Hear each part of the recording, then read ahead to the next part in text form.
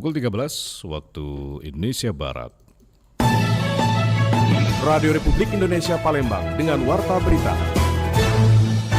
Pertamina Niaga Sumbaksel memprediksi lonjakan BBM dan LPG lebih dari 15% selama arus mudik dan balik lebaran.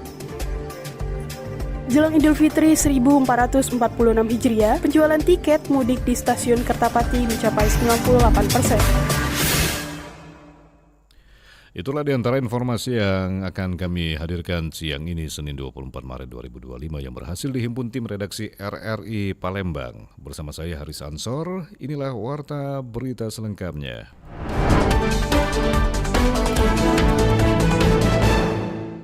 Pertamina Patra Niaga Sumbaksel prediksi lonjakan konsumsi BBM dan LPG selama masa arus mudik dan balik lebaran. Kenaikan konsumsi BBM diprediksi lebih dari 15% pada puncak arus mudik dan balik.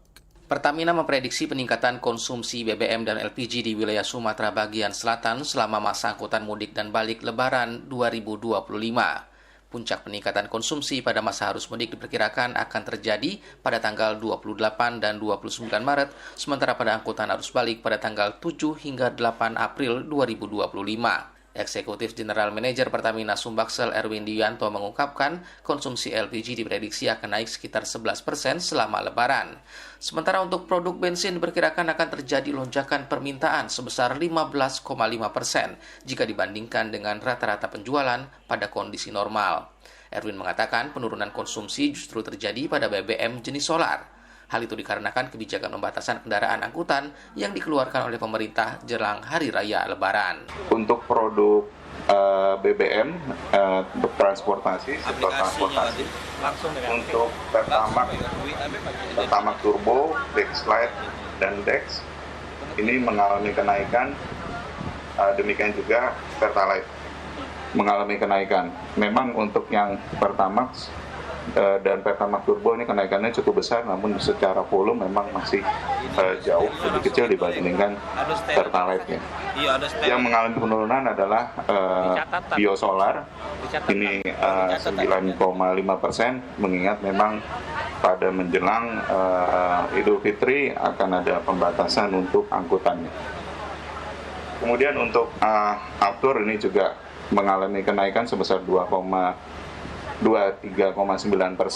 Kemudian ini ada beberapa layanan khusus untuk pelayaran, KAI, dan industri juga mengalami kenaikan. Erwin memastikan pihaknya siap untuk menjamin kelancaran distribusi BBM dan LPG kepada masyarakat selama masa angkutan arus mudik dan balik Idul Fitri 1446 Hijriah.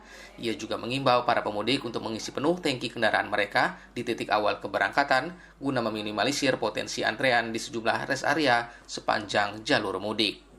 Rian Afridani melaporkan. Baik pendengar, antisipasi lonjakan angkutan mudik lebaran, Bandara Sultan Mahmud Badarudin II Palembang telah menambah 121 penerbangan. Bandara Sultan Mahmud Badarudin SMB 2 Palembang telah melakukan penambahan 121 penerbangan di masa angkutan lebaran Idul Fitri 1446 Hijriah atau 2025. Penambahan penerbangan ini dilakukan pihak maskapai untuk mengantisipasi lonjakan penumpang.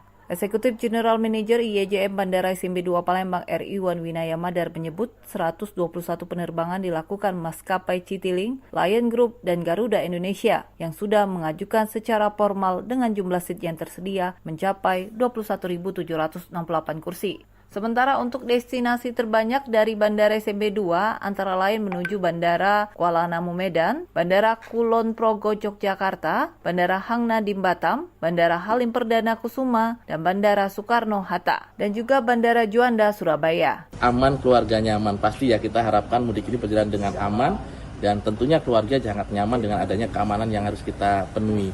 Kemudian mudik tenang, menyenangkan. Pastinya ya ketika mudik ini tidak ada kendala pasti akan menyenangkan semua yang melakukan masyarakat mobilitas terkait dengan angkutan lebaran ini. Dan lagi-lagi kita berharap dan berdoa penuh mudah-mudahan cuaca tidak mengganggu kegiatan kita sehingga semuanya bisa berjalan. Iwan mengatakan puncak arus mudik akan terjadi pada 28 Maret mendatang dan puncak arus balik yang diperkirakan pada 5 April mendatang. Untuk tren peningkatan puncak arus mudik tersebut diperkirakan mencapai 1.200 penumpang dengan 53 hingga 70 pergerakan pesawat yang melalui Bandara SMB 2 Palembang. RRI Palembang, Nova Ariana melaporkan terus mengudara untuk Indonesia. Baik pendengar, jelang Idul Fitri 1446 Hijriah, penjualan tiket mudik di stasiun Kertapati mencapai 98%. Jelang arus mudik 2025 dan Lebaran Idul Fitri 1446 Hijriah, PT KAI Indonesia atau KAI Driver 3 Palembang mencatat penjualan tiket KA Lebaran mencapai 98%.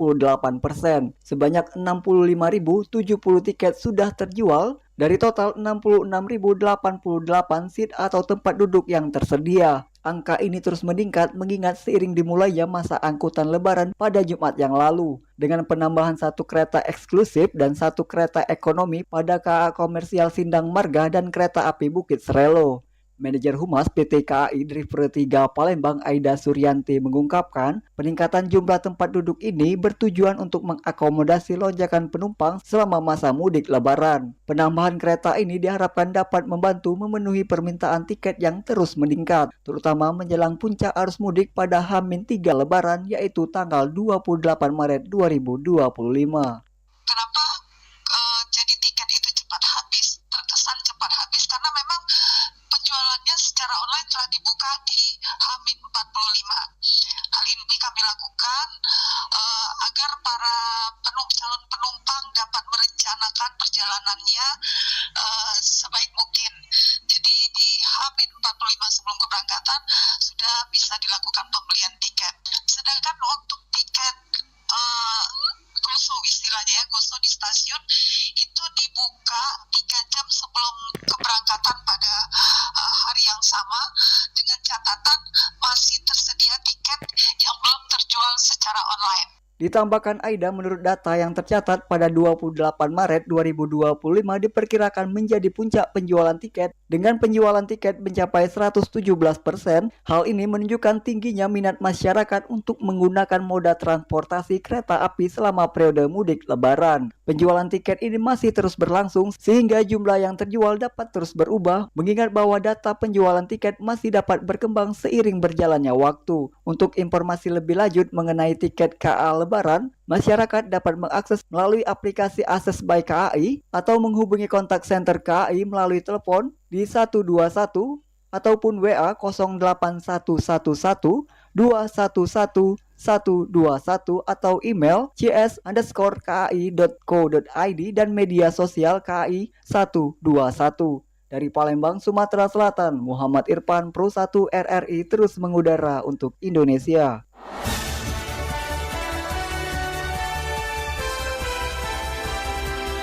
Warta Berita Radio Republik Indonesia Palembang.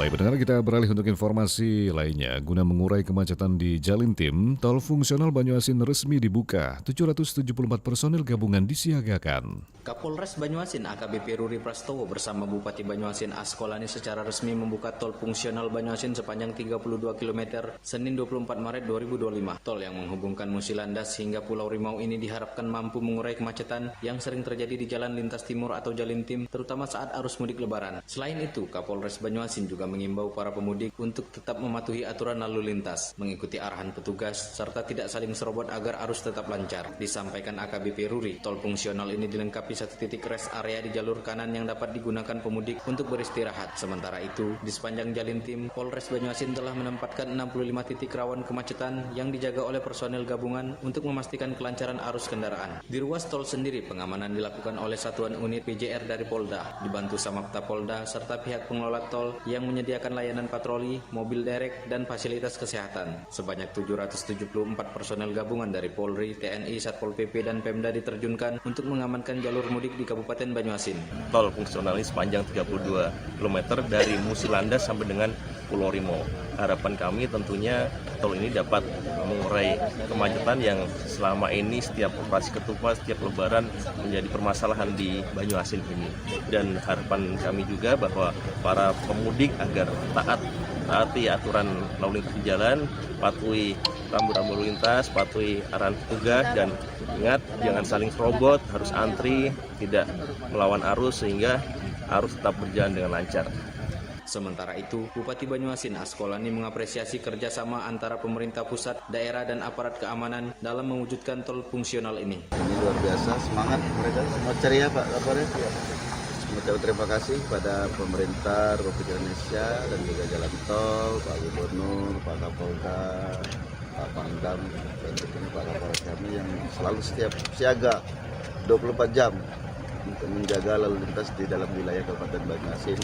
Dengan dibukanya tol fungsional ini, pemerintah daerah berharap arus mudik di wilayah Banyuasin dapat lebih tertib dan lancar, sehingga masyarakat dapat merayakan Lebaran dengan lebih nyaman. Dari Kabupaten Banyuasin, Muhammad Maulana, RRI Pro 1 terus mengudara untuk Indonesia. Kita beralih untuk informasi lainnya, pendengar. Dari dunia hukum diberitakan mantan anggota DPRD Palembang tega menusuk mantan istrinya karena ditolak untuk rujuk. Kesal karena ajakan rujuk ditolak, seorang mantan anggota DPRD Kota Palembang nekat menikam mantan istrinya.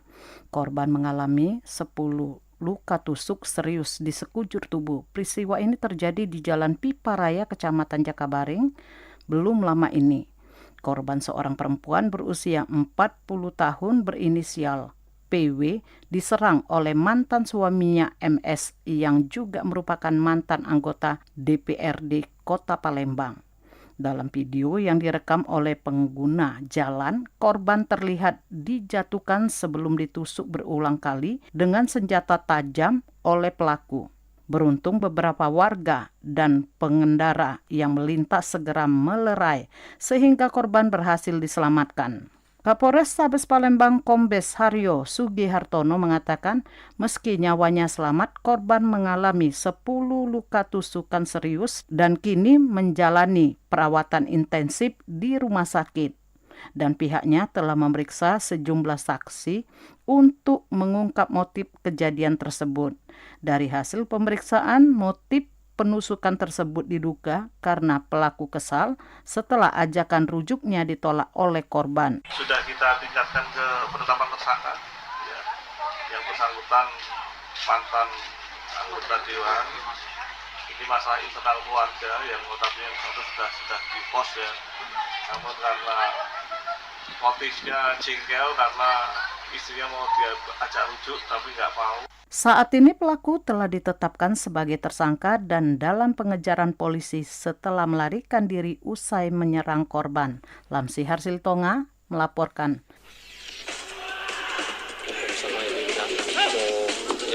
Olahraga atletik Sumatera Selatan berharap pemusatan latihan nggak usah mulu-mulu kan, karena dilihat dari persiapan sekarang JRC tidak akan terpengaruh pelatih dengan pemain sudah memahami kesabaran masing-masing. Berita olahraga.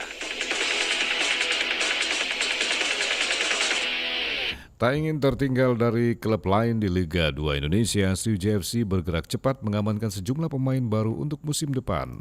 Manajemen Sriwijaya FC mulai bergerak cepat dalam mencari pemain baru untuk menghadapi musim kompetisi Pegadaian Liga 2 tahun 2025-2026.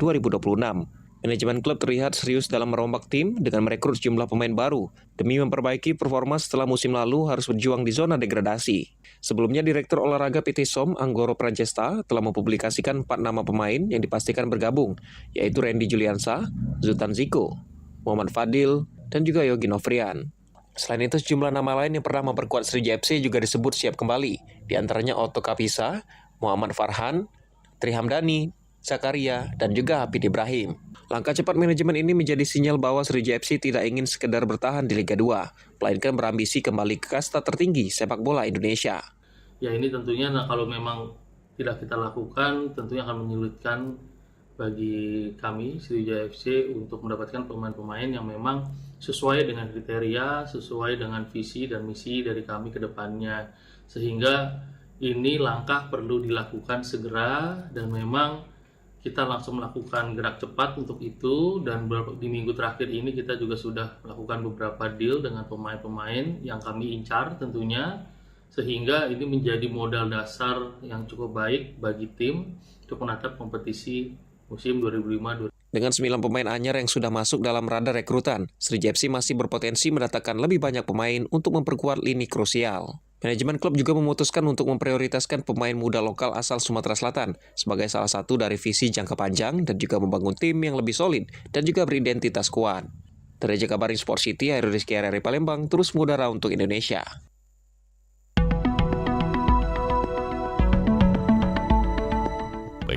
informasi tadi mengakhiri Warta Berita Siang ini produksi Radio Republik Indonesia Palembang. Informasi lainnya dapat Anda akses melalui website kami rri.co.id dan WhatsApp channel RRI Palembang. Juga Anda bisa ikuti media sosial terverifikasi kami Facebook, Instagram, TikTok, dan X @RRI Palembang. Kami juga membuka ruang aspirasi bagi Anda untuk menyampaikan sejumlah persoalan dan peristiwa yang berada di sekitar Anda melalui line WhatsApp 0821 7927 9090 serta pesan chat melalui RRI Digital. Mewakili kerabat kerja yang bertugas saya, Haris Ansor, terima kasih atas perhatian Anda. Selamat siang.